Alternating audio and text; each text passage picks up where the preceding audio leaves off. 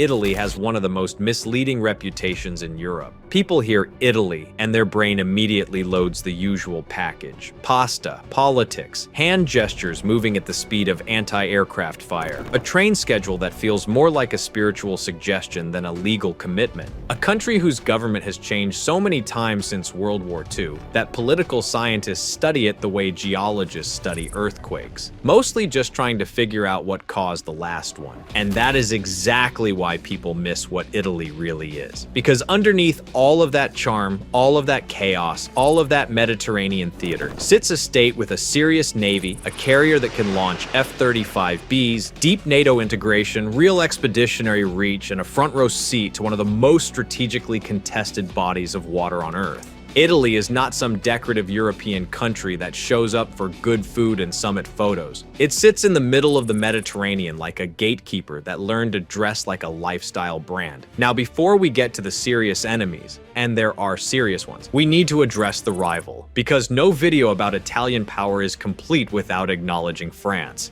Now, France is not Italy's enemy in the military sense. Let's be adults for at least 7 seconds. But rival? Oh, absolutely. Because put Paris and Rome near the same Mediterranean file, and eventually both will start acting like the other one has committed a personal insult against civilization. Libya has been the classic example for years. Italy cares because Libya sits right across the water, affects migration pressure, and matters to Italian energy and regional security interests. France cares because France cares about influence almost as a hobby. Reuters has reported sharp Italian-French tension over Libya in the past, with both governments backing different political approaches while energy and migration hung in the background. That rivalry has a very specific flavor. It is not two enemies pointing missiles at each other. It is two allies smiling across the table while both quietly slide their chair closer to North Africa. Italy looks at Libya and sees proximity, migration pressure, energy exposure, and a problem that can spill directly onto its shores.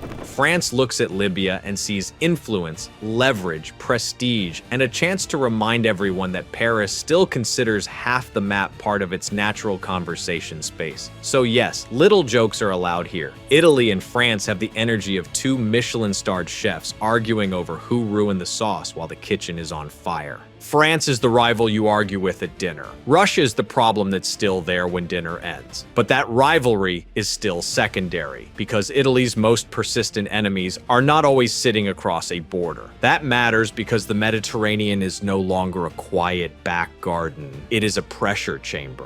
Energy routes cross it, migration routes cross it, NATO logistics cross it, Russian influence probes it, North African instability leaks into it. Every government around it says it wants stability, which in geopolitical language usually means we would really prefer this problem to explode in someone else's direction. Reuters has reported Italy remains committed to military assistance for Ukraine into 2026. And this is where Italy becomes interesting. Not because it is trying to cosplay as the Roman Empire with better tailoring, because it has quietly become one of the few European countries that can do several things at once without immediately tripping over its own shoelaces. It can project air power from the sea. It can plug into NATO operations without needing a 3-month emotional support meeting. It can influence what happens in the central Mediterranean. It can support Ukraine politically and materially. And now, according to a document seen by Reuters, Italy's defense ministry is considering a massive long-term force expansion from roughly 170,000 personnel to 275,000, including a reserve component, which, given Italy's relationship with large organized bureaucratic projects, is either very ambitious or the setup to a joke that pays off in about 15 years.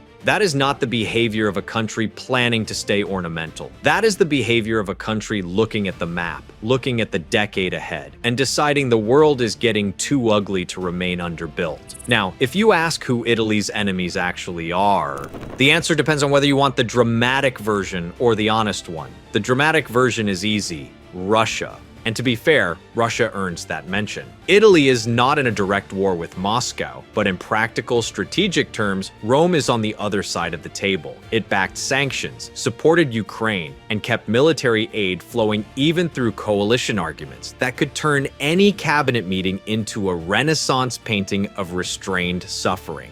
Reuters reported Italy approved continued military support for Ukraine through 2026, and total aid packages since the full-scale invasion had reportedly climbed above 3 billion euros. So from Moscow's point of view, Italy is not neutral scenery. It is part of the Western machine keeping Ukraine alive, keeping pressure on Russia, and keeping NATO's southern flank tied together. That alone makes Italy irritating, but what makes it more dangerous than people assume is not mass. Italy is not trying to out-Russia Russia in raw numbers. It wins relevance through position, access, interoperability, and reach. Reuters has also reported that Italy expects to move gradually toward NATO's higher defense spending goals over the next decade, even if the fiscal politics are painful. Italy is becoming the kind of ally Russia hates dealing with. Useful, capable, parked in exactly the wrong place for Russian comfort, and just quiet enough that nobody writes the threatening speech about it. That is where the story stops being a clean military video and starts becoming a much more Italian one. Because if Russia is the obvious external threat, and France is the occasional Mediterranean sparring partner, the oldest enemy Italy still has to fight is organized crime that learned long ago how to wear a suit, bid for contracts, wash money through legitimate sectors, and survive every crackdown by becoming less visible. Reuters reported in 2025 that Italy's anti-mafia agency warned criminal groups were cooperating more in drug trafficking, prostitution networks, and money laundering. While reports described how mafia activity in Italy has increasingly shifted toward white-collar infiltration rather than old-style public violence, which is, in a very Italian way, an upgrade. Violence is loud, tailored suits are quiet, quiet is worse. Italy's 41-bis prison regime remains one of the country's hardest tools, precisely because the state still treats mafia command and control as a national security issue. And that changes how you should think about Italian power, because Italy is not simply preparing for enemies abroad, it is also trying to keep its own internal machinery from being eaten alive by networks that do not need tanks, do not need flags, and do not need headlines to do damage. That is the part outsiders usually miss. A country can own advanced jets, a capable navy, and a major NATO role, then still lose strategic energy to corruption, procurement drag, political fragmentation, and criminal infiltration. That does not make Italy weak, it makes Italy complicated. Which, to be fair, is also true of most Italian dinners that begin at 8 and somehow become a constitutional crisis by midnight.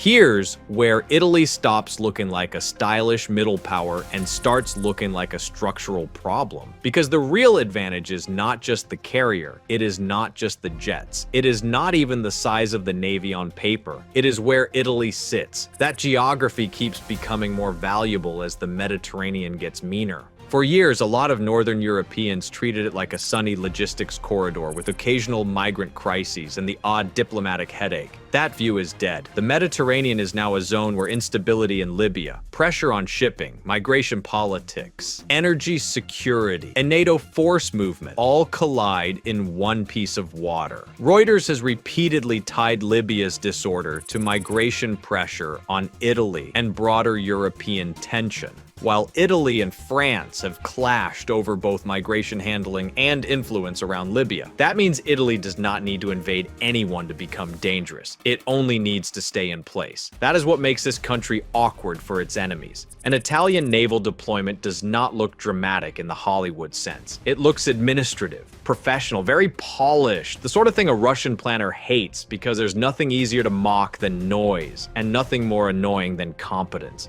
Italy's carrier strike group sailed to the Indo-Pacific in 2024 with F-35Bs embarked. The Italian carrier Cavour completed F-35B certification with the US Navy, and the Italian Navy later declared initial operational capability for its embarked F-35B sea-based air wing, underlining that Rome can project force well beyond home waters and operate with close allies at long range. Now put that capability back into the Mediterranean. Suddenly, Italy is not just defending its coastline, it is influencing the air picture, the maritime picture, the alliance picture, and the crisis response picture across a region where things go bad very quickly and rarely send a warning email first. A carrier-capable navy sitting in the central Mediterranean gives Rome options. And power in this region usually belongs to whoever can arrive early, stay long, and coordinate without turning every meeting into a psychological endurance test. Italy is trying to build exactly that kind of credibility through modernization and a possible long-term personnel expansion. This is also where Russia re-enters the story. Italy backs Ukraine, sits on a sea connecting Europe to North Africa and the Suez route, and keeps showing up in every calculation Moscow would rather not deal with. And that matters because Russia benefits when Europe is distracted, divided, and slow. Italy can interfere with all three of those hopes. Not by chest thumping, not by pretending to be the Pentagon with better espresso, by staying plugged into NATO systems, keeping pressure on Russia's war effort through support for Ukraine, and making the southern flank harder to exploit. Reuters has also reported that Italy expects to move gradually toward NATO's higher defense spending goals over the next decade. In Italy, fiscally painful covers a range of experiences from mildly inconvenient to "we have formed a new government specifically to avoid discussing this." There is another layer here people miss. Italy's leverage is not purely military. It is political because every crisis in the central Mediterranean eventually becomes a European crisis. Migration surges do not stay local. Libyan instability does not stay local. Energy insecurity does not stay local. The country sitting closest to the pressure valve gets influence whether everyone likes it or not. That is why Italy keeps showing up in debates that are supposedly about humanitarian policy, border security, shipping, Libya, or North Africa more broadly. Geography keeps dragging Rome into the center of the room, whether Rome asked to be there or not. And increasingly, Rome is not complaining, which creates a very Italian form of power. Not clean, not cinematic, not always glamorous, useful. And useful countries become indispensable fast when the region around them starts misbehaving. France understands that, which is why the Italian-French rivalry keeps surfacing around Libya and migration. Paris and Rome are allies, yes, but both know that influence in North Africa converts into leverage inside Europe. That is why the relationship keeps producing those wonderfully passive-aggressive diplomatic episodes where each side talks about cooperation, while clearly wanting the other one to stop being so visible. It is basically two very elegant neighbors arguing over who gets to water the shared plants, except the plants are Libya, migration, and regional influence. And here's the twist that makes Italy more formidable than the stereotype suggests. The country has been forced to think in layers. External pressure from Russia's war and NATO obligations, southern pressure from migration and Libyan instability, internal pressure from organized crime, corruption risks, and the eternal Italian hobby of making administration feel like interpretive dance. That combination is ugly. It is also a very effective teacher. States under layered pressure either become brittle or they become sharper. Italy has spent the last several years trying, imperfectly but visibly, to become sharper. The anti-mafia system remains active because the state still sees organized crime as a strategic threat, while defense planning points toward a more serious long-term military posture.